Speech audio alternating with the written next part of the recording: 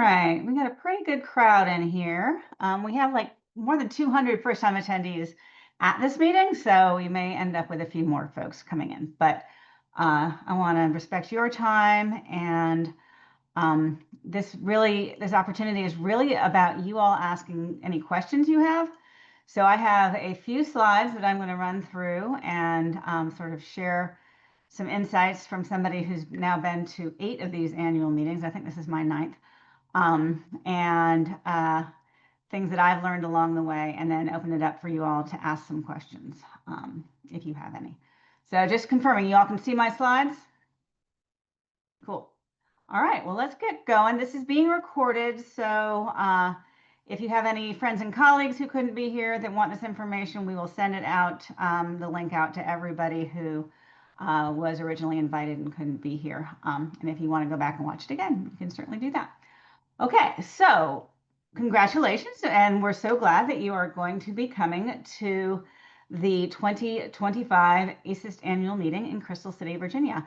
This is the biggest annual meeting we have had since I've been the executive director of ASIS, and I've been here for 8 years. So considering we're in a year where many people do not wish to travel to the United States, and frankly do not wish to travel at all, it's pretty remarkable that we have record-setting attendance at this meeting. So we are excited. We attribute that to a variety of things. I think the AI theme makes a big difference. Our merger with SLA and new members coming as a result of that makes a big difference. I think our location makes a difference.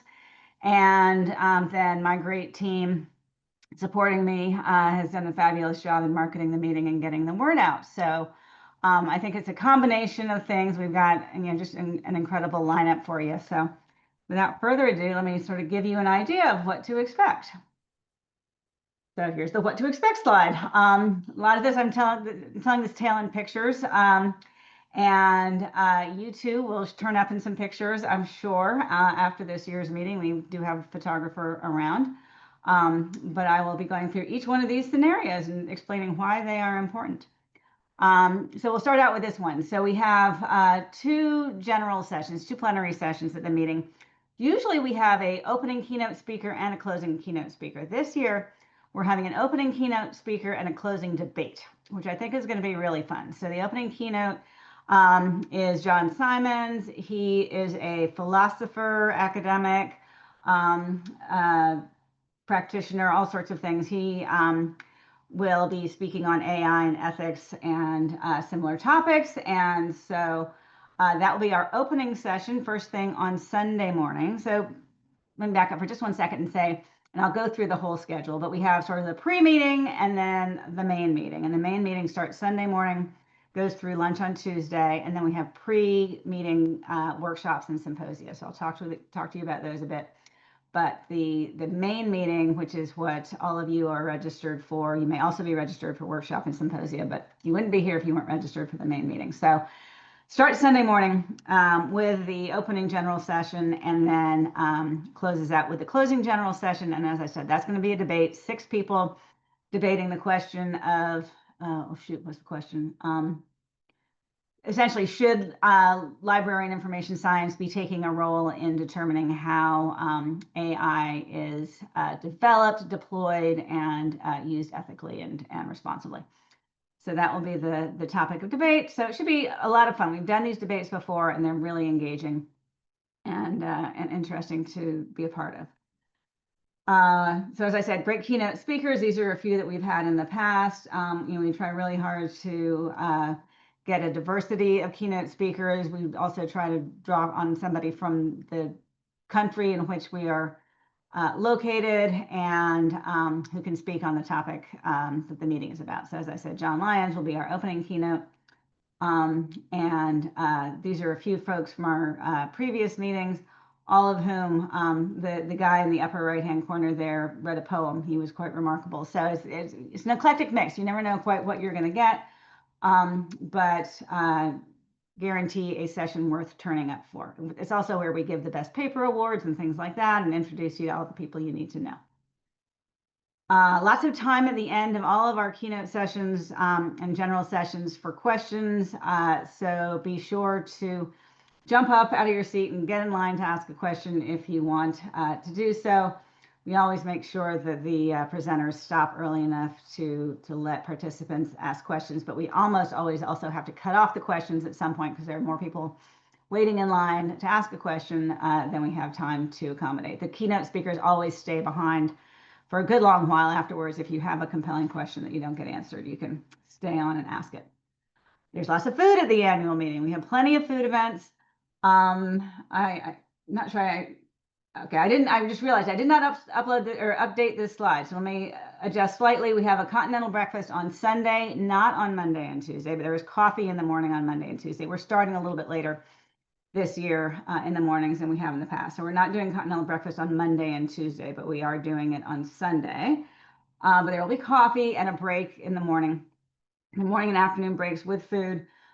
We give you lunch on Sunday and on Tuesday, and dinner on Monday night. And there's also a reception on Sunday night, a reception on Monday night. So really, you're not going to go hungry at this meeting. The only time you're going to be on your own for food is dinner Sunday, and lunch on Monday. And there is enough time and enough local opportunities, local restaurants for you to grab lunch on the run on Monday. So bring your appetite. There's always good things to eat at this meeting. We have exhibitors. This year, I think we've got about 10 exhibitors. So not a huge exhibit experience, mostly publishers and universities that are exhibiting. We do have one book signing going on as well. So they will be scattered throughout the lobby area. But make sure you allow some time. They will be at their exhibit tables during all of the breaks and eager to meet with all of you. There will be lots of people you should meet at this meeting. So this is a slide of a lot of people that won't be at this meeting, unfortunately. Most of them aren't going to be there. Gary Marcinini, who's right there in the middle, he will be at this meeting, but most of the rest of these folks have actually retired now. This was a 2018 picture, so a lot of them are not at this meeting, but there are plenty of VIPs, plenty of luminaries that will be at this meeting. Worth your time to meet. If you come across somebody that's wearing a pin that says distinguished member, that's somebody that's been a member of ASIS for a good long while and achieved a lot of service credentials and publishing credentials and other things. Those are people you certainly would want a chance to meet up with. If you are a student, the student reception on Saturday night, to which you should have all been invited. If you haven't gotten an invitation, you don't need one. As long as you're a student attendee, you can come to the reception on Sunday night, and our distinguished members are also invited to that reception. So that'll be a great opportunity for students to come mix and mingle and get to know some of the senior statespeople in the profession. But the whole point of this meeting for many of you is networking. Network. It's there are so many social opportunities and so many events where you'll have the chance to sort of meet and chat with people. Our members tend to be incredibly welcoming and incredibly eager to meet with particularly people that are new to the association, new to the profession, students, and early careerists. So don't be shy.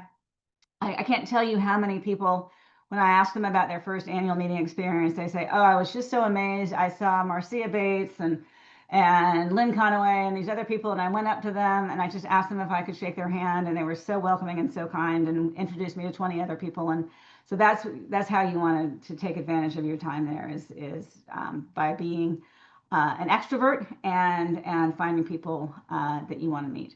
Don't hesitate also if you're trying to find either a specific person or a person that has some specific characteristic that you're trying to connect with.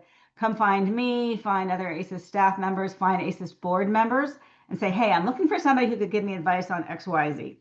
We'll either know an answer to that or we won't, but if we do, we'll definitely drag you over and introduce you to whoever that person might be. We're happy to make those connections for you. This is for all of you your first annual meeting, but by the next annual meeting, you're going to come and find all these people that you've known for at least a year now. And so this is why so many people come back to the ASIS annual meeting, is to connect with the people that they have met and gotten to know over the years, the people they've made professional connections with, research connections with, And so it's what brings so many members back over and over and over again to the ASIS annual meeting is the quality of the people that you meet and that you get to see again once you've been to your first annual meeting. We do a lot of recognizing people for things that they have accomplished. So there is an awards banquet on Monday night, and taking a page from the SLA playbook, we have coupled that with an after party that involves karaoke and dancing. So I can see you, Christine, nodding your head. I know you approve. So it's not going to be just the sort of occasionally dry and not overly compelling awards ceremony, but follow that with dancing and a good time. So and my dog thinks it's a good idea for you to come to that too. So lots of fun and a good chance to recognize people. And again, these are the people that are getting the awards are the people that you want to meet because they have accomplished something along the way that is meaningful. We do awards for great teachers, for great research, for people that have done a lot of service. Candace, who I can see on the screen right now, is an award winner for Best Student Paper Award. So all sorts of awards. So come to that banquet and figure out which award you want to put your name in for in the next year or two, because every member of ASIS is eligible to apply for our awards. And we're picking up several new awards with the SLA merger. So we're going from, we probably already have a dozen or so general awards, and we're adding on a whole bunch of new ones. Also, almost all of our special interest groups and chapters give awards. So all kinds of opportunities to recognize and be recognized at this annual meeting. For me, I think the highlight of the annual meeting in many ways is our poster session.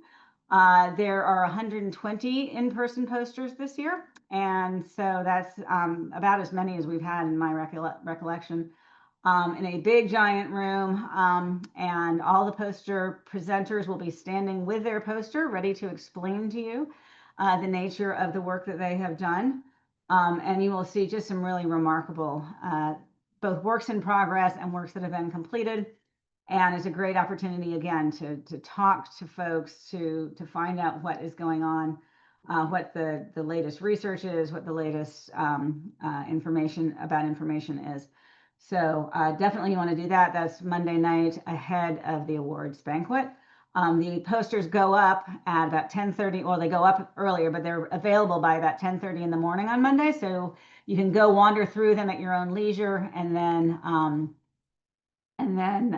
go talk to the award winners when you go to the poster session. I see there's a question. I'm going to wrap this up and I'll go to the questions that are in the chat once I'm through the slides, because there aren't too many more slides here. All right, paper sessions. We have three different kinds of paper sessions. We have the poster session. I'm sorry, we have three different kinds of sessions: the poster session, the paper sessions, and then panels and alternative events, which is sort of bundled together. So papers are essentially typically 3 to 5, either long or short papers. So a long paper is delivered over 30 minutes, a short paper over 15. The author of the paper will stand up and explain the nature of the work that they have done over about, depending on whether it's a long or a short paper, 10 or 20 minutes. And then the remaining time is open for question and answer. The times for each paper are in the meeting app. So if you see, like, and the papers are bundled generally by topic. We've had some moving around, so there are a couple of sort of grab bag sessions now, but for the most part, the paper sessions are bundled by topic. So if you're really interested in, let's say, AI and healthcare, there's at least one, maybe two sessions that focus around AI and healthcare. But maybe you see a paper in this room going on at this time and another paper session in the same time block, but the paper is a little bit later. You can run between rooms and go to different things. The app will tell you what order things are being presented in, so you can figure out and sort of manage your time that way.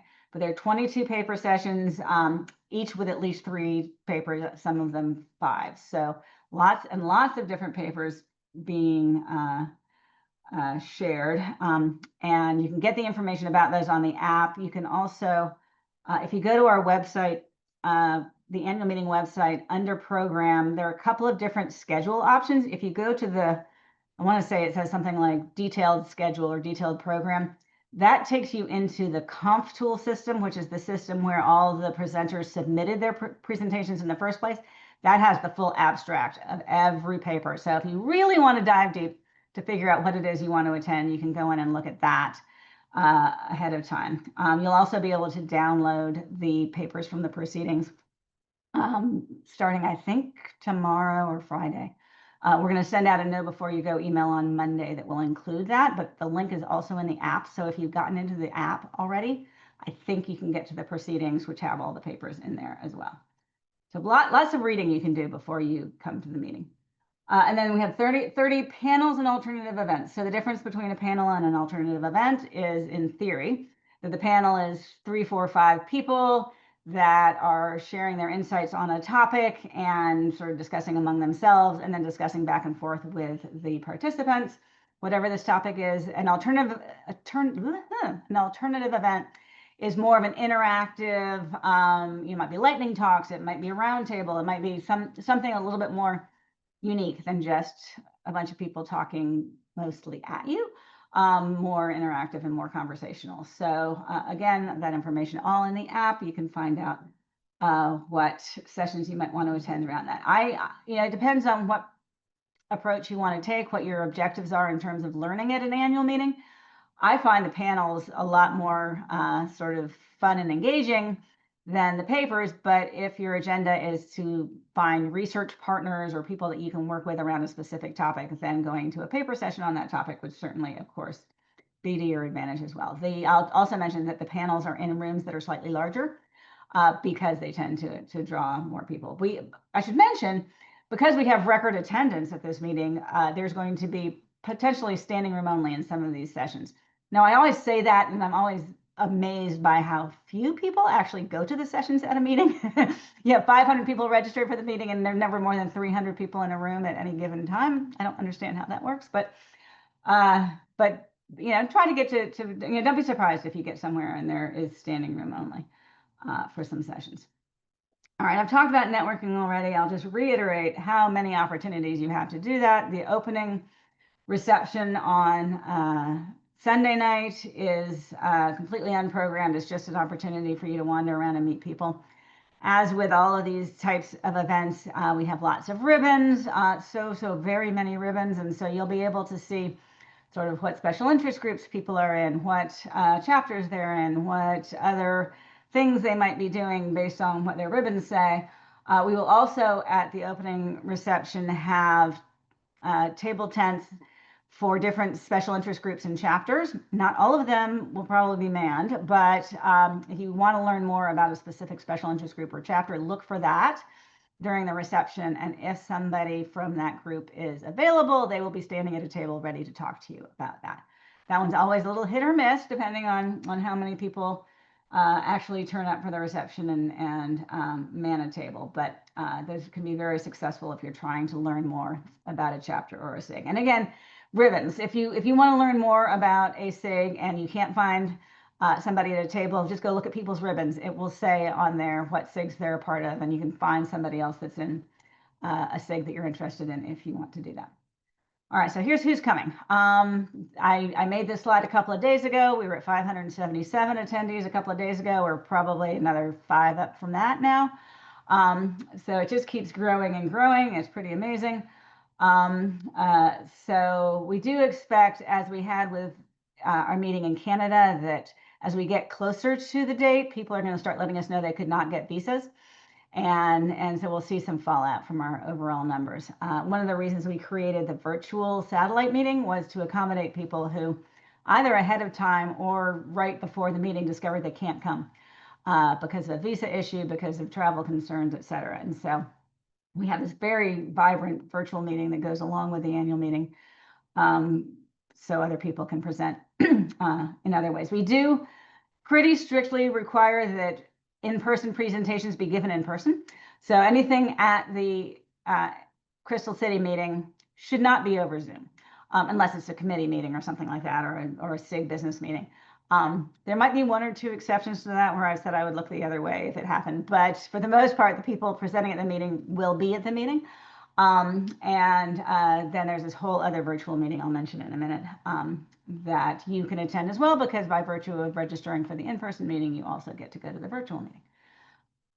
So 249 first-time attendees. That's pretty remarkable. Not quite half, but a big chunk are first-timers, and which means that there are a lot of people that are presenting for the first time, perhaps at any meeting at all. And so as you are, especially when you're in the poster session, be very supportive and encouraging, particularly these young students that are out there presenting for the first time. It's a little nerve-wracking for them probably, but exciting. So 220 students, that's phenomenal.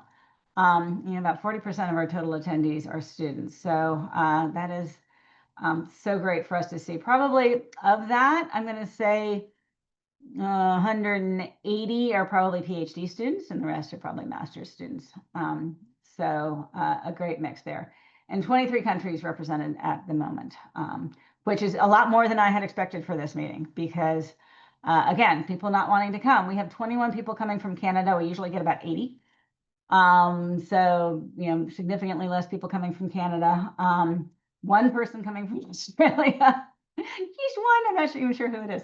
And one from the Middle East, one from Latin America. So we typically, at a typical annual meeting, we'll see a much broader expanse of people coming from other countries, but the number of countries is usually about 23. So we're not really that different in terms of the number of countries represented, just the number of people overall coming from outside of North America. Obviously a big chunk from North America. If you're wondering why the numbers don't add up, the 652, that's people that are registered both for workshops and symposia and the main meeting. So there's maybe some duplication of registrations there a bit. Anyway, okay, the schedule. So Friday, if you are arriving early, we have workshops and symposia.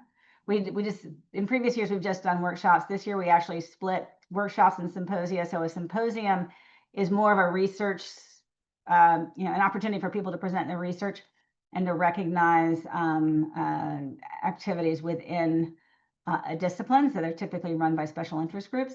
And then workshops are more hands-on, skills-based learning opportunities. So we got a mix of both on Friday, a mix of both on Saturday. Also happening on Saturday, the early career colloquium and the doctoral colloquium. This is the first year we've done an early career colloquium, so we're excited to see how that goes. Both of those are mentoring opportunities for the folks that fall into those categories. There's an application process for that ahead of the annual meeting. So if you're interested in that next year, potentially, that it's all part of the call for proposals. So keep an eye out for that. We do provide some financial support to attend the annual meeting to people accepted to the doctoral colloquium. So that's also a little bit helpful. As I mentioned, there's a reception on Saturday night for students and distinguished members. I sent invitations to all students who had registered by a certain point. I'm probably a little behind on that, but you don't have to have an invitation. You're welcome to come as long as you're a student. So feel free to join us for that. And then SIG-III, which is the International Information Issues SIG, is having a reception later in the evening on Saturday. Both of these receptions are taking place on the top floor at the Hyatt, which overlooks Washington and the National Airport, and has a great view. So, if you wanted to come crash either one, well, you can come to everyone's invited to the SIG-III reception. I'll tell you, there's no alcohol there, and it's pretty low key on food. So that one's a little less exciting, but fun nonetheless. And then, I'll look the other way for some of you if you come crash to the student and distinguished member reception. But whatever you do, try and find an opportunity to get up to that top floor and take a look at that view at night. It'll be fabulous. I got to tell you, this is the second time in my ASIS career we've used this particular hotel. And the last time we used this hotel was Halloween. It was over Halloween. And Halloween night, we had a reception on the top floor in that room with a band that we had flown in for the meeting, and the power went out in the entire hotel. So we're all up on that top floor with a band that can no longer play because except acoustic, because there's no longer any sound system. And people are tweeting, "Oh my God, is there something going on? It's Halloween and it's dark in our hotel." we're absolutely convinced that something terrible is happening. But anyway, the power finally eventually came back on. But we'll see. Hopefully we'll be in that room this year and everything will be fine. So anyway, that's Saturday. Sunday, the main meeting starts, the opening keynote I've talked about, exhibits open. SIGs and chapters have business meetings throughout. So unless you're really interested in the leadership of a SIG or chapter at this stage in your career, you don't really need to worry about those, but those are going on if you want to get involved. The papers and the panels and the alternative events are happening. And then at lunch on Sunday, we have the ASIS business meeting. That's where we sort of tell you what's going on in the association. We will particularly be talking about the 2025 to 28 strategic plan, and sort of bring everybody up to speed on the merger with SLA. So lots of good information there if you want to know about what's going on in the association. And if you want to get a free lunch, it's a good place to come. And then the opening reception after that. Then you're on your own for the evening. Lots of good restaurants around, many in walking distance, if not a very short Uber ride away. Then Monday, again, more SIG and chapter business meetings, exhibits open again, panels, papers, etc. Lunch will be on your own, as I mentioned. And then that evening, you have the president's reception with the posters and the awards banquet and after party. So the president's reception is at I want to say about 6:15, ends at 7:15. At 7:30, the banquet starts, and then after the banquet's done, we move into karaoke and dancing and networking and having fun and all that good stuff. I'll also mention that open bar at the president's reception, cash bar at the banquet and after party. So insider secret, grab an extra drink at the president's reception before you go to dinner. And then Tuesday, more exhibits, more panels, more papers, and the closing debate and luncheon. So that gets us through the whole meeting, and then we happily send you all on your way. Although if some of you are able to stay and enjoy Washington, hopefully you can do that. All right, as I've mentioned the app a few times. If you haven't gotten an email that basically gets sent out from the app saying, here's how you get into the app, you can scan that QR code to get into it. You can email me and we can resend you the app. You can actually just go to your whatever store you use and search for Whova, WHOVA. And then once you're in Whova, search for the ASIS annual meeting. That will get you to us. You might need an invitation code. If you do, email me and we'll get that to you. But once you're in the app, then you have all the information you could possibly need about the meeting, all the sessions, session times. You can favorite a session, add it to your schedule. You can find other attendees. You can see who's presenting at sessions. You can connect with other attendees. You can send emails. You can send messages. And we will be having a competition for whoever uses the app most rigorously. So, if you, I don't think we've decided what the prize for that is, but it's probably some amount of money back on your annual meeting registration. So make sure you download that and make good use of it. There are all sorts of fun things you can do do with this app. It's a pretty robust system, and we'll also be using it for making announcements throughout the meeting. So make sure your notifications are turned on so you're getting those. All right, other things I should tell you. We'll send a know before you go email out on Monday that contains all of the sort of last minute things you want to know. It will give you information on how to download the app. Again, it's going to tell you a lot of the things that are in this presentation right now, but it'll tell you what the weather is going to be like in Washington, even though you're perfectly capable of figuring that out yourself. Travel information, money exchange, various and sundry things. One of the things that we'll say is what the dress code is. Dress code is business casual.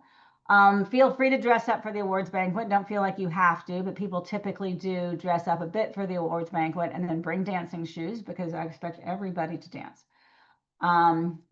The annual meeting proceedings, as I said, the link for that now should be in the app. And it will be in the know before you go email that goes out on Monday. For those of you that aren't familiar, the proceedings are every single paper that was submitted and accepted for the annual meeting. The document is 1,500 pages long this year. So you're obviously not going to want to, and I don't think you can actually download the whole entire document, but you can download it paper by paper. It lives on the Wiley site, which is where our journal lives as well. So you can pull it down as a PDF. You can pull down just the abstract. Very useful information in deciding what sessions you might want to attend. We are having a career fair, which essentially means that we have invited primarily academic institutions who might be looking to hire faculty to host interviews at the meeting and publish job postings. And we have invited people that are looking for jobs to send us their CV and made those available to the people that are looking to hire. We have not gotten nearly as many institutions looking to hire this year as we have in previous years. So if you're somebody looking to get hired, it's still worth sending me your CV. There's a form on the website to do that. We're going to put all the CVs in a binder and make that available to anybody at the annual meeting who is looking. But the interviews are not going to be as robust as they may have been in previous years. I'm not quite sure what's going on there. Maybe there are less openings than usual this year. But definitely take a look at that. It's on the annual meeting website. There's a tab for it. We'll be sending an evaluation at the end of the meeting. Please take the time to fill that out. We really do use those to determine how we make the meeting better next year. So that's a good thing to do. If you require proof of attendance at the meeting, best thing to do is to come find us, find either myself or any of the ASIS staff during the meeting. We can print that for you on site. Otherwise, we can create a PDF and send it to you after the meeting. We just give you a certificate of attendance. There is a code of conduct for the annual meeting. You all actually agreed to it when you registered. But it basically says that we're going to treat everybody with dignity and respect and not heckle anybody or harass anybody or anything else. So keep that in mind. It will also be in the app if you need to be reminded. There will be tickets. So if you have registered for a workshop, a symposium, you bought a guest ticket, or you have a special meal requirement, and you've told us that already, you will get a ticket in your name badge with your name badge. So we'll be collecting the workshop and symposium tickets at those events. We'll be checking guest tickets for any guests at events. And if you need this, if you're bringing a friend, spouse, significant other, anything but a small child, to this, you can bring them to the social events. It's $125 now. We just jacked the price up. But that, if I'm being honest, that doesn't even come close to covering our expense for those events. So, the dinner alone is like $85. But the ticket, you can bring somebody with that ticket. So if you need a guest ticket, you can still go online and buy that, or you can buy it on site. And then if you want a vegetarian meal or something like that, you'll have a ticket that says that. You're just going to put that in front of your plate at any event, any seated event, and the servers will know to bring you the right food. If you tweet, or what is it called now to post to X? I don't even know. If you do that or use other forms of social media, our hashtag is hashtag ASIS25. Please do tag us in tweets and let us know that you're having a good time, or if there are concerns. That's not the best way to let us know about a concern. We'd rather know about a concern directly than over X, but we have seen it happen before that things will come through on X. All right, questions. I've seen a bunch jump up in the chat, so let me hit those first. And then once I've answered those, we can go to any others that I haven't hit yet. So do we need to apply for awards for our papers? If so, how do we apply? So if you have an accepted paper for the meeting, then you're automatically entered in to be considered for the best paper award. There's a best paper award, a best long paper award, a best short paper award, and a best poster award. I can tell you that those have already been, the best long paper and short paper have been selected and the winners have been notified. So if you haven't been notified, I'm sorry to tell you, you did not get it. The best poster has not yet been selected, so I don't know who that is. But there are also, again, too late for this year, but for future years, a lot of SIGs and chapters get best paper awards. So for example, SIG Health will go in and just look at all the health related papers and give a best health related paper award. It's SIG information or SIG use, which is information, behavior, and use. They typically give a couple of best paper awards. SIG III gives a best paper award. So there are a lot of best paper awards that you have to apply for directly. All of those applications are back in like April, May, June. So you got to start looking for them early. And then the best annual meeting paper award is selected by the paper chairs as part of the review process. So everybody's entered into that when the time comes. Is it required to register for individual panels or paper presentations? It is not. As I said, get there early just to make sure you get a seat, but you are free to move between sessions to go to as many or as few as you want.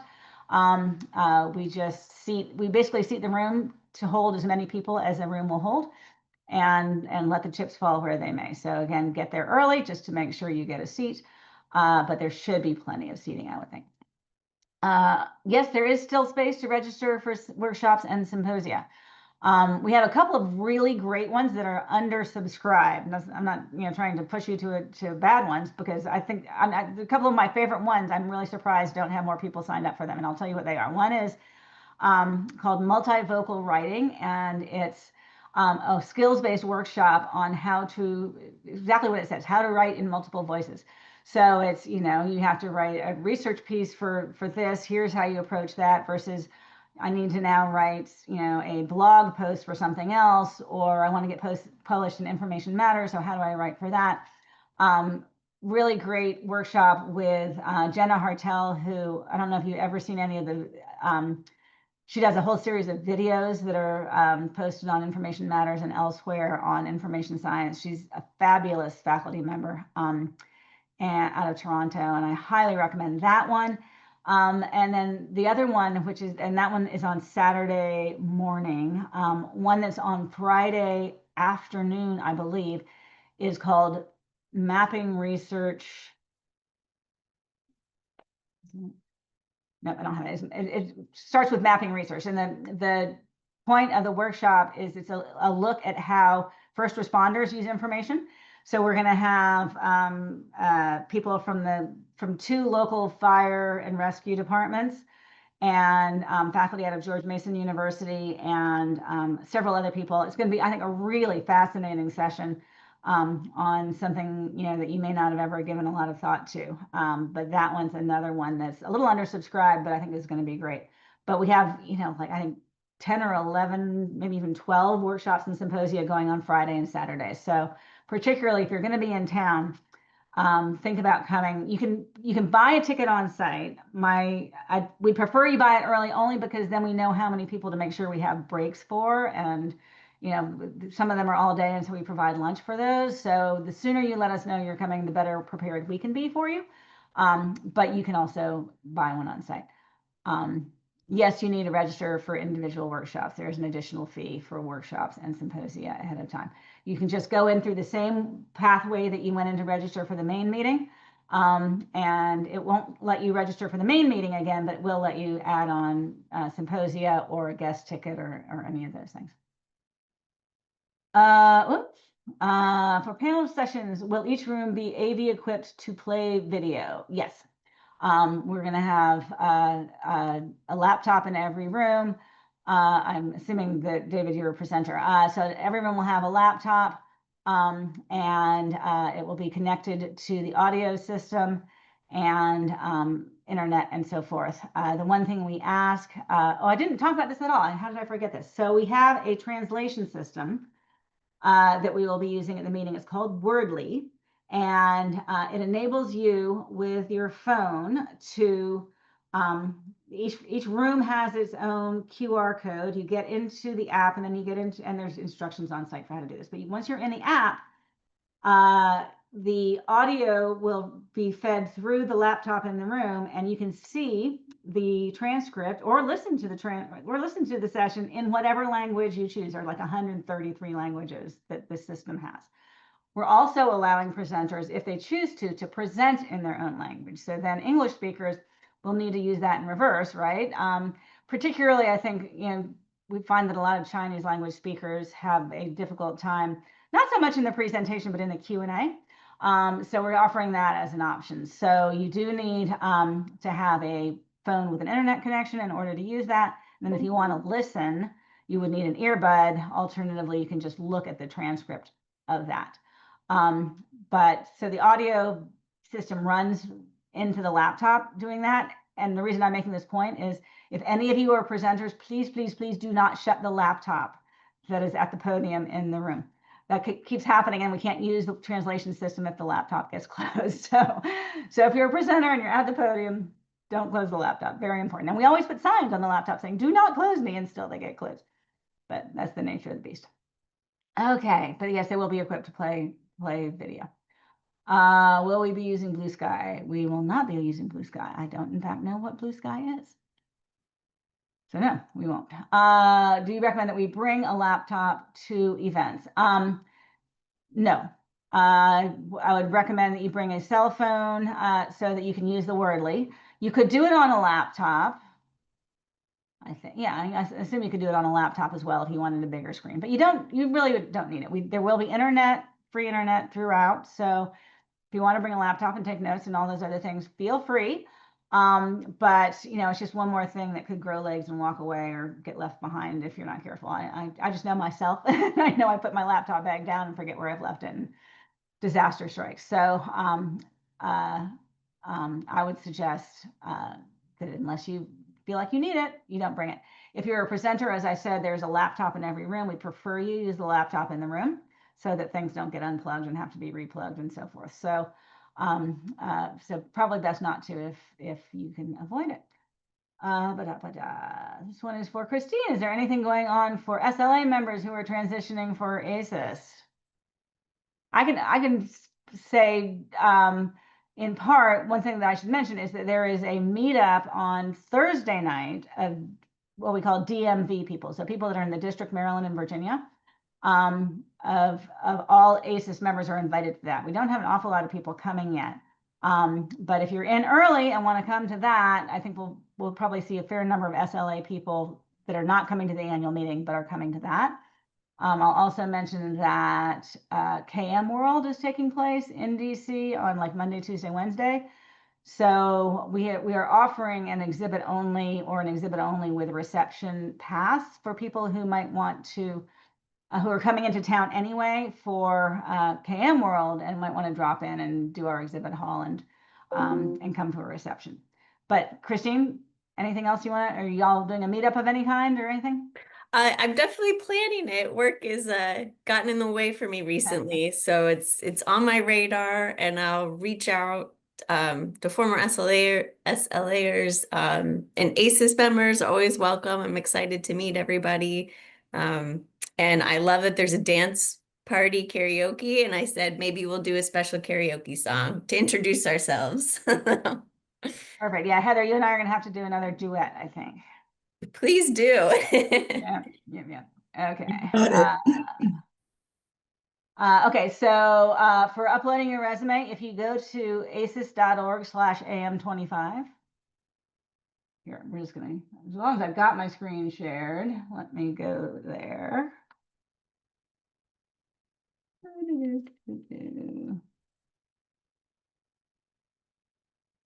Bear with me.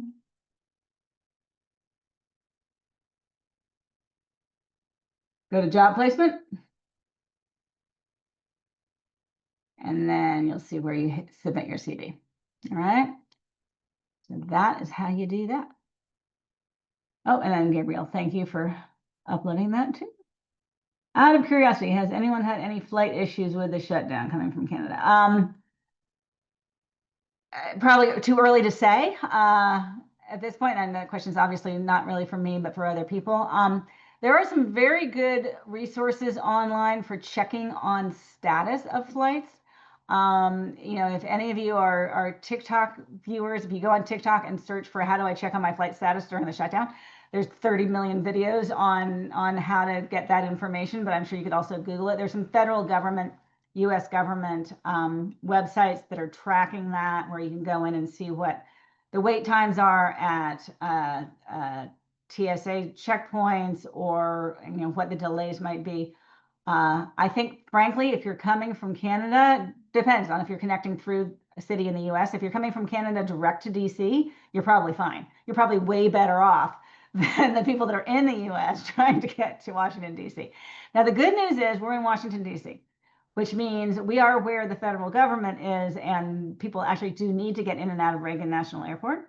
So if we had to pick anywhere to be in this current circumstance, Washington, D.C. is in fact the best place to be, because Reagan should stay pretty well staffed.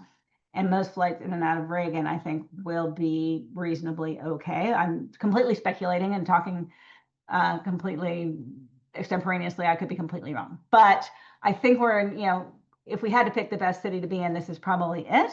But it's the connections to get to your flight to Reagan if you're going through another city that could be tricky. So I've talked to several people who have decided to drive there and fly back just in case. So there's that possibility. But yeah, that one is sort of out of our control. We live in hope that maybe the shutdown will be done by next Thursday, but I'm not holding my breath on that. So yeah, it's that one. We just cross our fingers and hope for the best. And if you have the option to maybe move your flight a little earlier, it might not be a bad idea. But yeah, that one unfortunately I can't help with. And we do in fact build into our policies that we can't take responsibility for what the airlines do, because that one is a sort of not exactly an act of God, but very much beyond our control to control.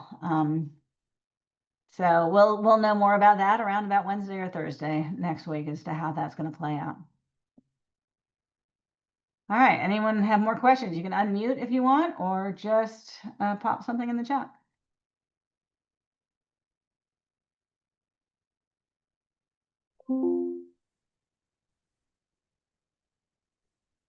Yeah, I can. Go ahead.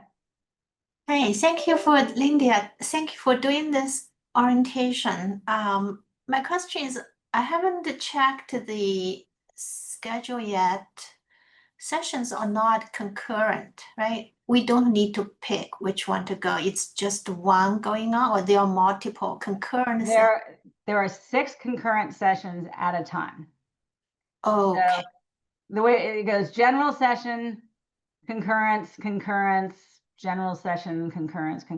So yeah, Gotcha. so there are I want to say 7 or 8, 1, 2, 3, 4, 5, 6, 7, 8, 9, 10. I think there are 10 sets of concurrent sessions in which each one has 6. So yes, there's 60 sessions of which you have time to go to 10 of them, but you can move between. So if you're in a session you don't like, just get up and go to another one. If there's a paper in one session in this room that you want to go to, and then another paper in another room that's a little later, you can completely move between them. You're not committed once you get to a room. And none of those are recorded. No, not the in-person meetings. I should mention, I haven't talked really about the virtual meetings. So the virtual meeting, as I said, we created the virtual meeting to accommodate people that wouldn't be able to present in person. It's grown into something much bigger than we thought it would be. So it is now 2 full days. We originally planned it for 1 day. It's 2 full days. The opening session is the President's Lecture, which is going to be Ina Furi out of University of Pretoria in South Africa. And the President's Lecture is open to anybody that wants to attend it free of charge. So that one gets really good attendance. And then we move into, in that case, we have 4 concurrent sessions going on at a time. And then we do 4 concurrent paper sessions, and then a single panel session, then 4 concurrent papers and a single panel. And that goes over 2 days. Most of it is during sort of normal Eastern Standard Time. There is one session at 5 a.m. On Friday, the 12th of December, to accommodate some Chinese presenters. And the poster session is at 8 a.m. Eastern Time on Friday. There's about 30 posters presenting virtually. So that's all recorded. And everyone that attends the in-person meeting has the option to register and go to the virtual meeting for free. We do pay for every seat at the virtual meeting, so we're going to ask people to re-register for that. It's at no cost, but we ask you to re-register just so that we're not giving seats to people that don't actually end up attending it. More information to come on that at the meeting in Crystal City. But that's going to be a really great, robust meeting. All the information on that is also on our website. And those sessions, as I said, will be recorded, will be available over a period of time. So if you can't attend those live, you can go back and watch them later on. And we can give you like access to one session or all of them, depending on what you want. But those will be recorded and probably not available for a few days after the meeting, but available pretty quickly virtually. Heather, what are you trying to add to your schedule? Workshops and symposia or like sessions? Anything. Well, so if you want to add a workshop or symposium, and keep in mind that you, my dear, have to be at the board meeting on Saturday, so you're not free on Saturday to add things. But if you wanted to do a workshop on Friday, you just go into register, just click on the registration button, and it'll give you the option to add those, or email me tomorrow and I can add you in and send you an invoice. So that's Okay. easy to do. Now I'm looking at a paper session on Sunday. You just go. You don't have to Oh, okay. yeah, those are everybody can go to any session they want once the meeting has started. Gotcha. No Okay. tickets or anything else. Yeah, I misunderstood. no problem. Let's see, Margie says, really looking forward to ASIS and happy to hear about the shout out to the KM World Conference in the district. Just a quick metro ride away from Crystal City. That is right. You're welcome, Norm. Is there an additional cost to register? Yes, there is an additional cost for a workshop or symposium. It varies depending on which one it is and how long it is. So the full day ones, and yeah, they're more expensive today than they were 2 months ago because the rates do go up. But the full day ones are about 300 and a bit, and the half day ones are 100 and something at this point. And everybody pretty much is a member now, because when you registered as a non-member, you got, as long as you registered for the full meeting, you got membership in ASIS as part of your registration. So you at least get the member rate for those if you didn't register as a member. But as I said, if you want to add a workshop or symposium, you just go in like you did to register for the meeting, you click on register, and it'll pull up the list of things that you can register for. Do you have frequent the airport hotel shuttle runs and how late? I don't, but I will make sure that's in the know before you go email. It probably already is, but I'll just make sure. I'm going to say it's probably every 30 minutes and probably pretty late because Reagan gets a lot of late night flights. That information is certainly on the hotel website, but we'll find out what the answer to that is and put it in the know before you go.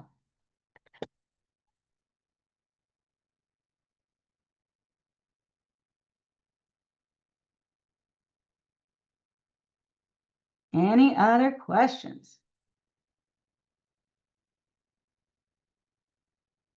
Thanks, Marty.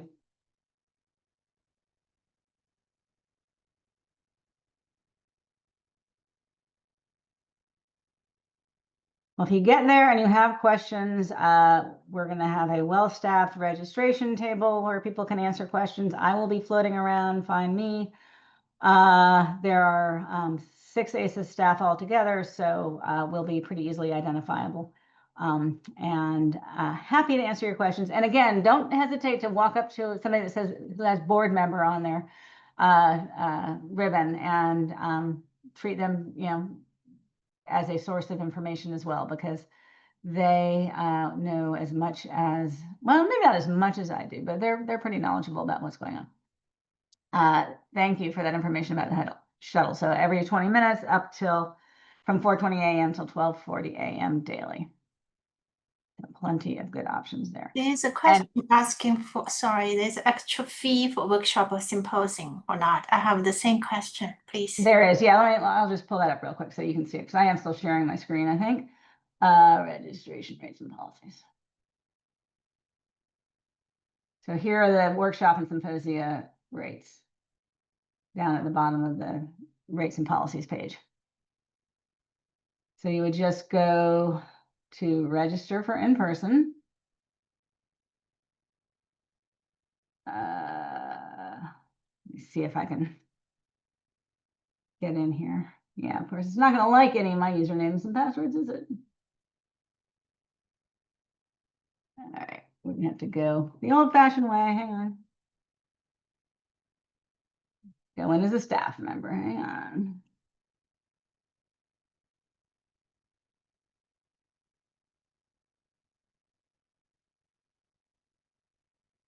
Get to see what goes on behind the curtain here.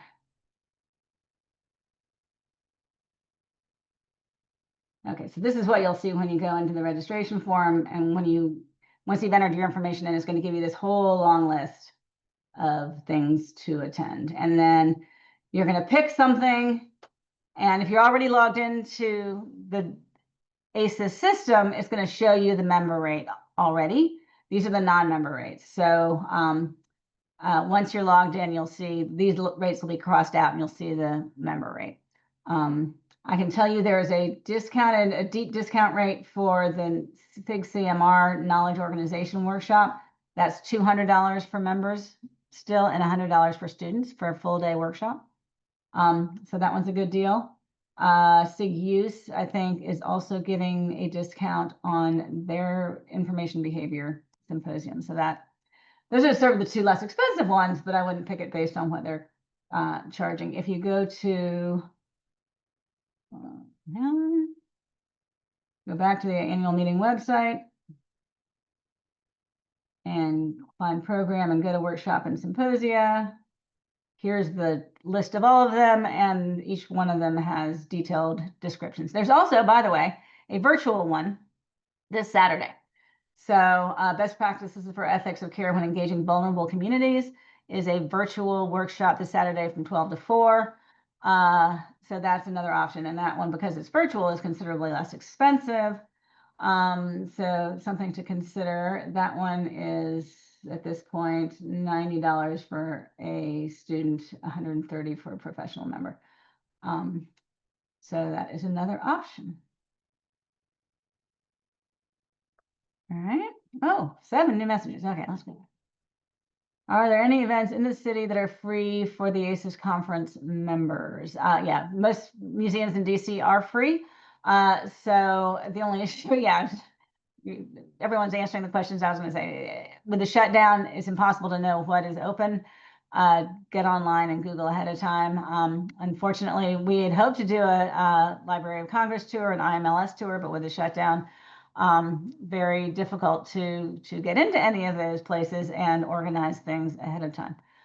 Yeah, I'm not surprised Arlington is open. That would be perfect. Thank you for that. Yeah, who knows? Everything could be open again by Friday next week. Once they solve these issues, things will open up. And I can tell you as a Virginian, after the results of the election yesterday, I feel like the tide might be turning soon. And so we'll see. We'll see. I'm not going to count any chickens, but hopefully, fingers crossed, things will get better. And so just for anyone that's not familiar with the area, so Crystal City is right next to Washington Reagan National Airport, which is right across the Potomac River from the city. The National Mall is nice to walk on. It would be a long walk to get to from our hotel. Our hotel is at the far end of Crystal City, so just walking across Crystal City is a long walk, never mind getting to the point where you could walk to DC. But there's a metro, and you can get on the metro and get into town really easily, and then do all sorts of things. And so, yeah, I mean, I wouldn't hesitate to just go downtown to the National Mall, walk around, see all the buildings if they're not open. Yep, and Uber is a very good option as well, and reasonably cheap because it's really not that far. And with the government, I'm assuming the government's still shut down, traffic in and out of the city shouldn't be too bad. Traffic in the suburbs is still terrible, but traffic in and out of the city shouldn't be awful. Yeah, we're very close to Arlington National Cemetery, so that one's a quick and easy one to get to. Yeah.